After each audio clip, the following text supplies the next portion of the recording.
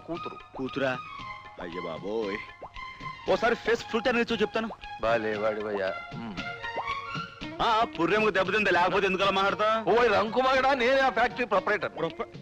అయ్య బాబోయ్, చిన్న మెదడు చితికిపోయి ఉంటుంది, లేకపోతే ఎందుకలా పిచ్చి పిచ్చిగా మాట్లాడతావు? డాక్టర్ పిలుస్తాను. డాక్టర్ చేయకో. డాక్టర్ అండి, ఇదిగో మాట్లాడుతూ చెప్పానా? Doctor what happened? పాపం చూడండి డాక్టర్ గారు, ఆయన చిన్న మెదడు బాగా చితికిపోయి ఉంటుందండి. ఏదో పిచ్చి పిచ్చిగా మాట్లాడుతున్నాడు. ఉమా ఇండస్ట్రీస్ ఎండీకి తనే ఫాదర్ అని, అసలు ఆ ఇండస్ట్రీకి ఈయన ఓనర్ అని తెగ రెచ్చిపోతున్నాడండి పాపం. ఎస్, ఆయన company owner. Sorry master. Master పర్వాలేదు శిష్య, నువ్వు చేసిన తప్పులన్నీ ఎక్స్క్యూజ్ చేసేసానుగా. వచ్చి కూర్చో.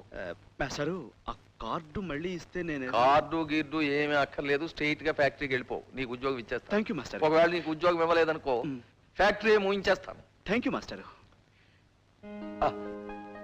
All the best. Thanks master. ఉంటా మాస్టర్. నమస్కారం మాస్టర్. ఐఎమ్ సారీ అండి. పర్వాలేదు.